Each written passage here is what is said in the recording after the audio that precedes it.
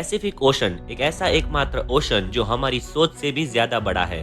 वैसे तो दुनिया में 5 ओशन पाए जाते हैं, लेकिन इन सभी में सबसे बड़ा पैसिफिक ओशन ही माना जाता है और ये टोटल 165 मिलियन स्क्वायर किलोमीटर में फैला हुआ है। आपको ये बात जानकर हैरानी होगी कि हमारी दुनिया का टोटल लैंड यानी सिर्फ land area 148 million square kilometre में फैला हुआ है, जिसका मतलब ये है कि 5 में से 4 ओशन हटाकर सिर्फ एक पैसिफिक ओशन की बात की जाए तो हमारी पूरी दुनिया की लैंड से भी ज्यादा बड़ा है। इस ओशन पर सिर्फ चंद आइलैंड है और वो भी इतने छोटे हैं कि वो इस आलीशान समुद्र के मुकाबले में डॉट के बराबर दिखते हैं। इसमें कई आइलैंड तो ऐसे भी है जिसमें आज तक किसी भी इंसान ने अपना कदम नहीं रखा। यानी कुल मिलाकर बात की जाए तो अगर कोई शख्स पैसिफिक ओशन में गुम जाए तो उसको ढूंढने का चांस लगभग ना के बराबर है।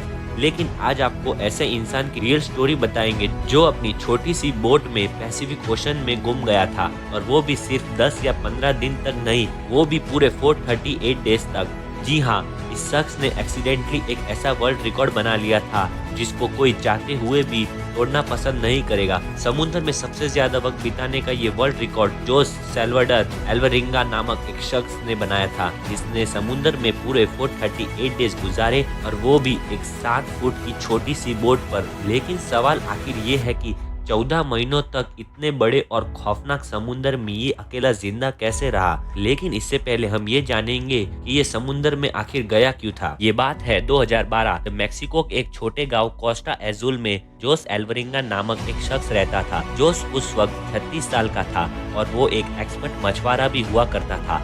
17 नवंबर 2012 ये वो दिन था जब जोस अपने एक साथी के साथ फिशिंग करने के लिए एक छोटी सी बोट पर रवाना हुआ।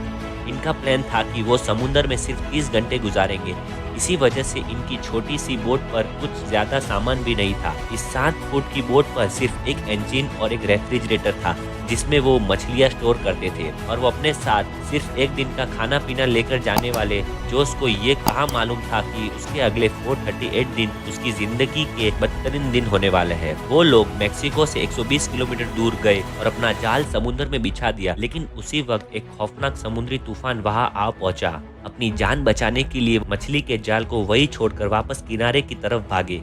पूरे 6 घंटे बोट को लगातार भगाकर किनारे की तरफ लौटने लगे और अब उनको अपना गांव दिखने लगा था। लेकिन वो इतने बदनसीब थे कि उनकी बोट का इंजन वही खराब हो गया। अब उनके पास ना ही चप्पू था, ना ही बोट की डायरेक्शन चेंज करने के लिए कुछ था। लेकिन उनके पास एक रेडियो था जिसके जरिए उन्होंने अपना लोकेशन अपने बॉस को भेजा, और अब वो लोग उनके बॉस के जवाब के लिए वेट करने लगे। लेकिन उसके बाद जो हुआ वो हर मछुआरे का घिनौना ख्वाब होता है। जी हाँ, अपने बॉस के जवाब का वेट करते करते उनके रेडियो की बैटरी ने भी जवाब दे दिया। अब इन दोनों मछुआरों का बाहर की दुनिया से कांटेक्ट खत्म हो चुका था। जोस और उसका साथी अब शॉक में आ गए थे कि ऐसा कैसे हो सकता है।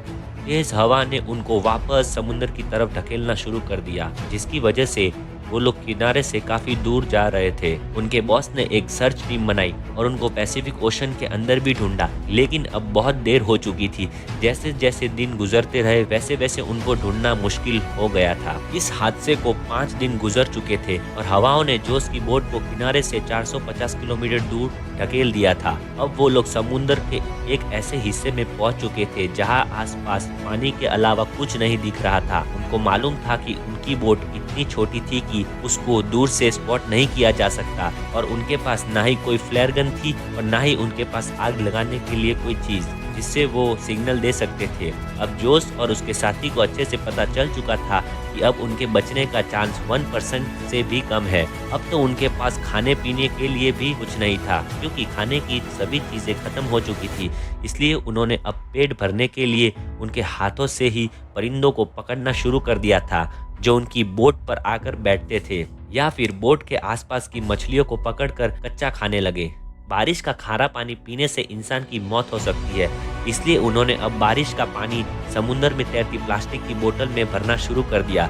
लेकिन जब बारिश कई दिनों तक नहीं होती थी तो वो अपनी प्यास बुझाने के लिए मछलियों और टर्टल्स का खून पीने लगे, वो भी तब जब वो उनको पकड़ने में कामयाब हो जाते थे। दिन गुजरते गए और महीने भी गुजरते गए। ये दोनों जिस मेंटल टॉर्चर से गुजर रहे थे वो इमेजिन करना भी हमारे लिए मुश्किल है।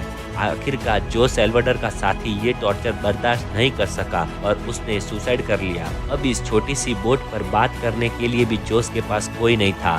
मैप में देखा जाए तो जोस अब पैसिफिक ओशन के इस हिस्से में था जिसको दुनिया का सबसे खामोश हिस्सा माना जाता है। अब जोस को पूरे 6 महीने हो गए थे और इसी दौरान जोस ने अपने साथी को भी खो दिया था और इसी वजह से जोस काफी ज्यादा फ्रस्ट्रेटेड भी हो गया था। एक दिन जोस को दूर समुंदर में एक कार्गो शिप गुजरती दिखाई दी। पिछले 6 महीनों से जोस ने पहली शिप देखी और उसको देखते ही उसके जिंदा रहने की उम्मीद वापस आ गई।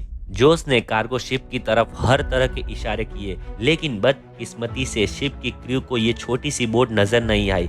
देखते ही देखते उसका जिंदा रहने की उम्मीद फिर से टूट गई। 11 महीनों के बाद जोस अपनी छोटी सी बोट पर 8000 किलोमीटर ट्रेवल कर चुका था। आखिरकार वो घड़ी आ गई थी जब किस्मत जोस पर मेहरबान हो गई थी। 30 जनवरी 2024 को यानी पूरे 14 महीनों के बाद जोस ने आसपास पानी में नारियल तैरते देखे। वो समझ गया था कि कोई आइलैंड उसके करीब आ चुका है जहां लगे नारियल पेड़ से टूटकर पानी में तैर रहे हैं। थोड़ी देर बाद आखिर उसको एक आइलैंड नजर आया। उसको डर था कि शायद उसका ये आइलैंड मिस ना हो जाए। इसी वजह से वो पानी में कूद गया और स्विम करके आइलैंड पर पहुंच गया। पिछले 14 महीनों में जोस ने पहली बार किसी जमीन पर कदम रखा था और जब वो आइलैंड पर पहुंचा तो उसे एक छोटा घर दिखाई दिया जिसमें वहाँ के लोकल मौजूद थे।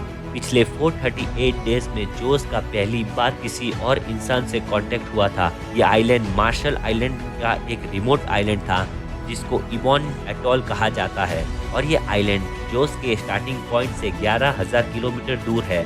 ये भी जोस की किस्मत थी कि वो एक समुंदर के एक छोटे डॉट के आइलैंड के करीब पहुंच गया था, वरना अगर ये आइलैंड भी मिस हो जाता तो इसका अगला स्टॉप फिलीपींस में होता जो कि इससे 5000 किलोमीटर दूर है। फिर वहां से जोस को वापस अपने घर भेजा गया। फिर वहां मुसीबत ने उसको घेर लिया। जी हाँ, जोस ने वापस पहुंचकर 438 डेज के नाम से एक बुक भी पब्लिश की, लेकिन जोस पर अपने साथी की मौत का इल्जाम लगाकर केस कर दिया। लेकिन वही साथी जिसने जोस के मुताबिक सुसाइड किया था। तो चलिए, आपको हमारी ये वीडियो पसंद आई होगी तो वीडियो को लाइक करके चैनल को सब्सक्राइब करना मत भूलना। तो चलिए मिलते हैं नेक्स्ट वीडियो में, तब तक के लिए गुड बाय।